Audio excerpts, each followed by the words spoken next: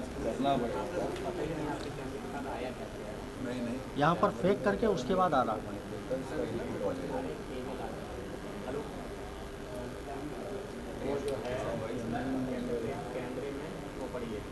जल्दी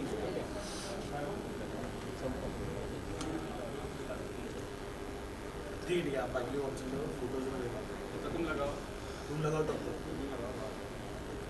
सुना हुआ बस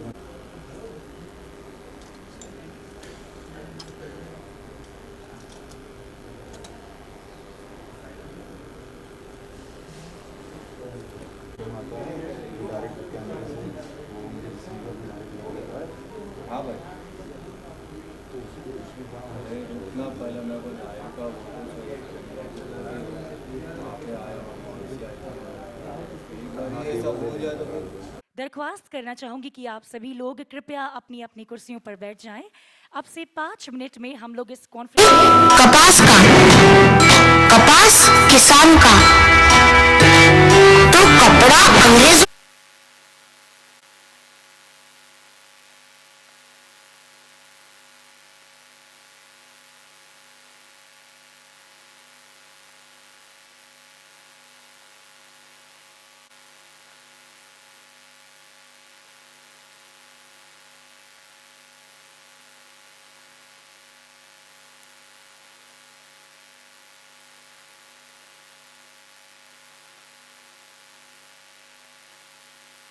लेडीज एंड जेंटलमैन, देवियों और सज्जनों, भारत के इतिहास में ऐसे कई प्रधानमंत्री रहे हैं जिन्होंने अपने विचारों से भारत के भाग्य को बदलने की दिशा में काम किया और जिनकी दूरदृष्टि और संकल्प ने देश के कई महत्वपूर्ण फैसलों को स्थापित कर विश्व में अपनी गरिमा और महत्व को दर्शाया। ऐसे नेताओं के राजनीतिक दृष्टिकोण और निर्णायक कार्यों ने इतिहास के पन्नों में अपना नाम अंकित किया और वो एक विरासत छोड़कर गए जिसने विश्व पटल पर कामयाबी और प्रगति के एक नए युग को परिभाषित किया। श्री अटल बिहारी वाजपेयी एक ऐसे ही महान कर्मयोगी नेता थे।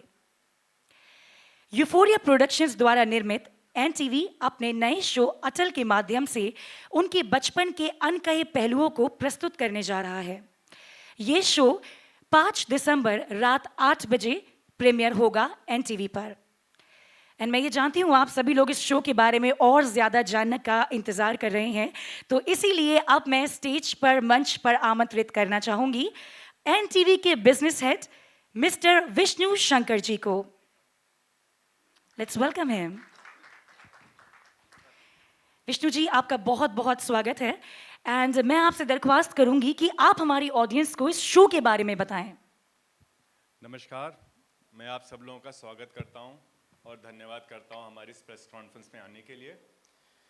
जैसा कि आपने अटल जी के बारे में बताया, अब मैं उसमें क्या ऐड करूं, क्या कहूं, क्या ना कहूं। इतनी बड़ी हस्ती, इतनी बड़ी शख्सियत, हम सिर्फ ये कह सकते हैं कि एनटीवी को बहुत गर्व है इस शो के साथ जुड़ने के लिए, जो कि हमारे प्लेटफॉर्म पे आएगा, जो कि यूफोरिया प्रोडक्शन बना रहा है और शांति भूषण जी इसको लिख रहे हैं। हमें सौभाग्य प्राप्त हुआ है इस प्रोजेक्ट से जुड़ने का, ये मैं कह सकता हूँ on our platform. And NTV हमेशा से कुछ अलग तरीके की कहानी हमने कहने की कोशिश की है। ये एक और नई प्रस्तुति है जिसको हमें लगता है कि हमारे दर्शक पसंद करेंगे। हम चाहते हैं कि हमारी कहानियों से ज़्यादा कुछ सीख हो, जो कि हमारे पहले ऐसी बड़ी बड़ी हस्तियां हैं जिन्होंने इस देश के निर्माण में अपना कंट्रीब्यूशन दिया है। हम उनकी कहानियां कहना चाहते हैं और वो ऐसे क्यों थे। So the way we mount our project, it is not about Atal ji की कहानी है। अटल जी बने कैसे, ये कहानी उसकी होगी। हमारे पास एक शो है अंबेडकर, जिसमें हमने पहले मेकिंग ऑफ अंबेडकर की बात की थी कि अंबेडकर जी बने कैसे, अंबेडकर उनकी बचपन की क्या थी, क्योंकि वो एक तरीका है उस महान हस्ती के बचपन की कहानी में वो सारे राज छुपे हुए हैं कि उन सांचों में वो कैसे पल करके बड़े हुए थे, वो सोच आई कहाँ से थी।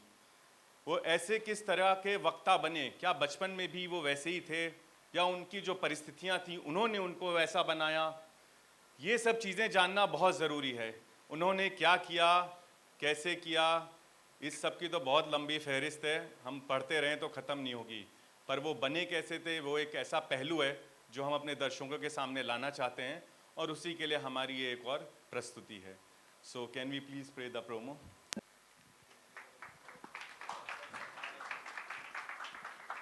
नमस्कार, आप सभी का स्वागत है।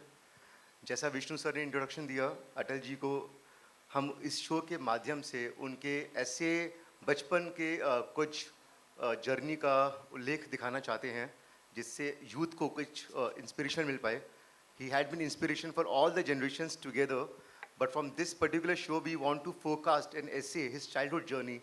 आई hope we can do justice. We feel really blessed for him giving us an opportunity to make the show. I would like to introduce Shanti Bhushan ji, who is a well-established writer of Indian television industry and the writer of the show. Thank you.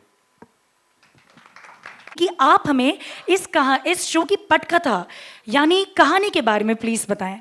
नमस्कार, सभी पत्रकार दोस्तों का मैं आभारी हूं कि आप यहाँ पे आए, और मैं आभारी हूं विष्णु जी का, अमिताभ रैना साहब का, कि इन लोगों ने मुझे ये दायित्व दिया इतनी विशालकाय छवि वाले अटल जी के बारे में लिखने का।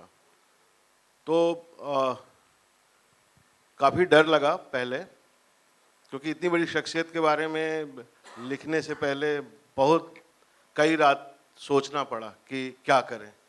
फिर हम लोग चल दिए सफ़र में और हम लोगों ने काफ़ी रिसर्च किया, ग्वालियर गए और अटल जी के बचपन के बारे में समझने की कोशिश की।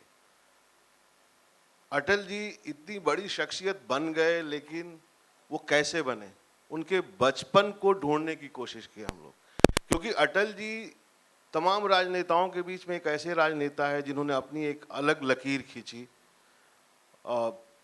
राजनीति के बहुत सारे स्कूल हैं, उसमें से अटल जी ने एक अलग ही स्कूल से अपनी यात्रा शुरू की, जिसमें उनका विश्वास, उनकी राजनीति में जो भारतीय संस्कृति का डीएनए है वो कूट कूट कर भरा था, और उसी का परचम वो काफ़ी उतार चढ़ाव देखे, लंबा समय उन्होंने लंबे समय तक चलते रहे और आखिरकार एक दिन वो वहाँ पहुँचे जहाँ उनको पहुँचना था।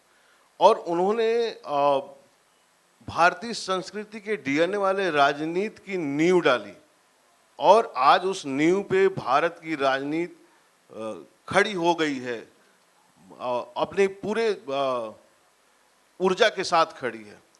तो हमने ये ढूंढने की कोशिश की है उनके बचपन में। हर बच्चा जब होता है तो हमें नहीं पता है कि ये आगे चल के क्या बनेगा।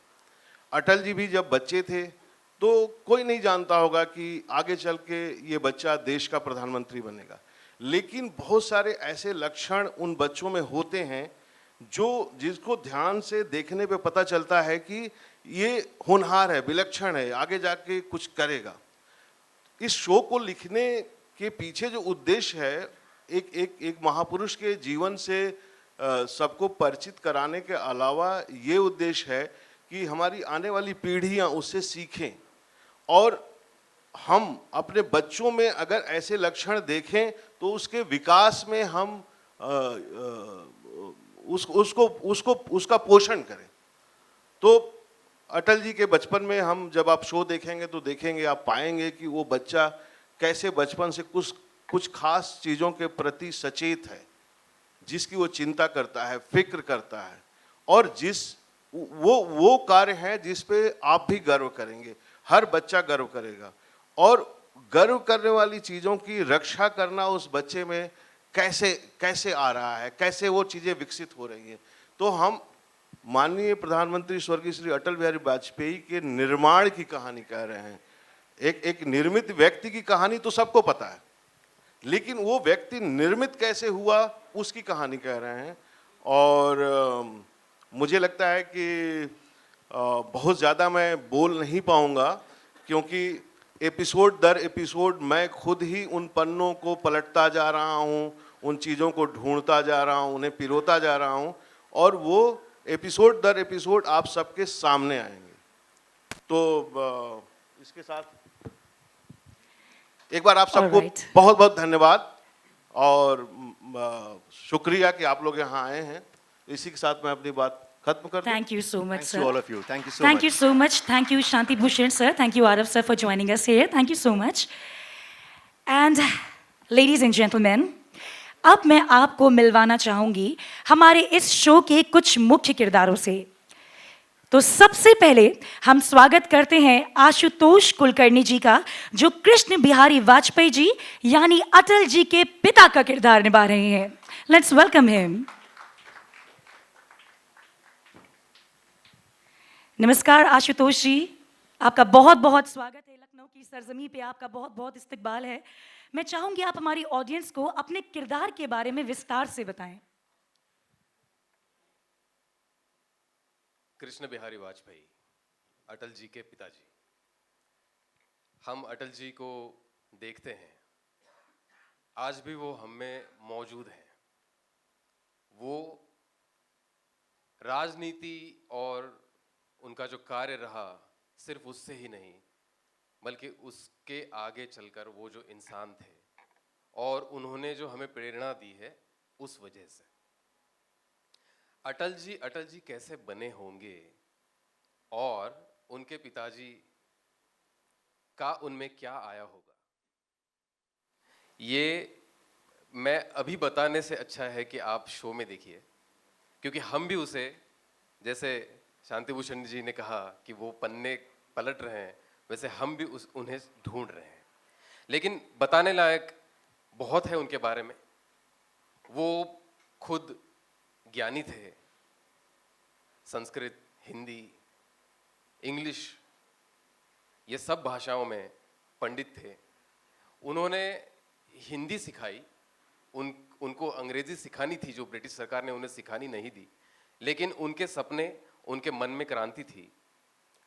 फिर आगे चलकर वो हेडमास्टर भी बने।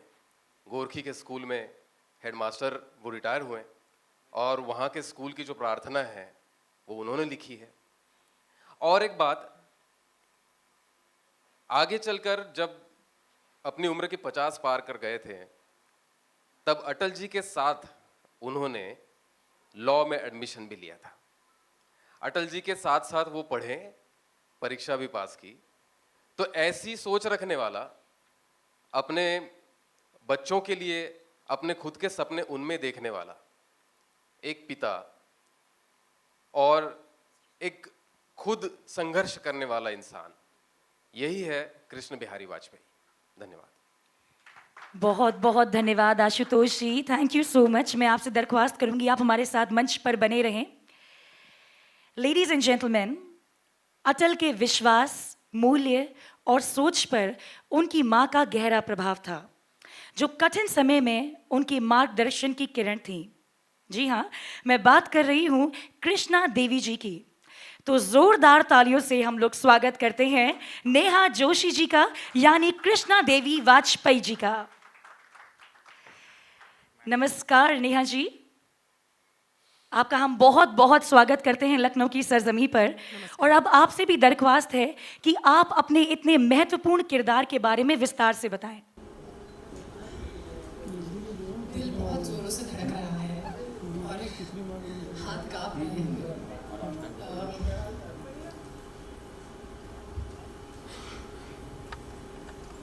आप सबकी बहुत आभारी हूँ कि आप यहाँ तक आए। दो वजहें हैं दिल धड़कने की। सबसे पहले तो ये है कि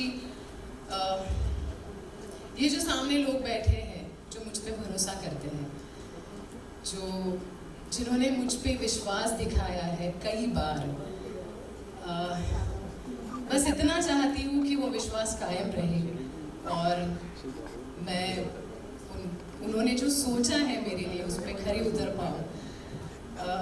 आपको थैंक यू नहीं कहूँगी, आपको शुक्रिया नहीं कहूँगी, क्योंकि अब एक साथ जुड़कर जिस तरह से हम लोग काम कर रहे हैं, तो हमारे बीच कुछ फर्क रहा ही नहीं है। तो हम सब मिलकर आपके सामने ये प्रस्तुति ला रहे हैं दूसरी वजह है इस नर्वसनेस की। किसी भी बड़े इंसान को जब देखते हैं, उसका काम, उसकी जीवनी, तो हमेशा एक चाह रहती है कि इसके जीवन में एक बार झांक कर देखें कि ये कहाँ से आया है, ये संस्कार कौन से हैं, ये परवरिश क्या है।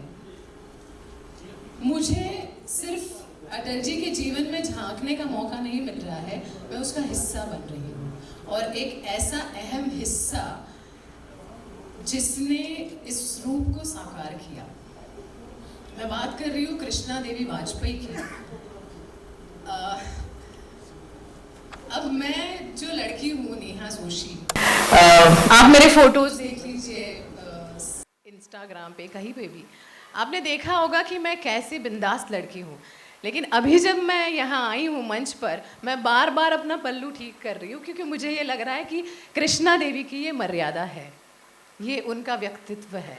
और अगर कृष्णा देवी का पल्लू सर पे नहीं रहेगा तो सिर्फ अपने बच्चों के सामने, कभी कभी अपने पति के सामने, लेकिन अगर वो इतने सारे लोगों के बीच समाज में खड़ी है तो अपने मर्यादा में ही रहेगी।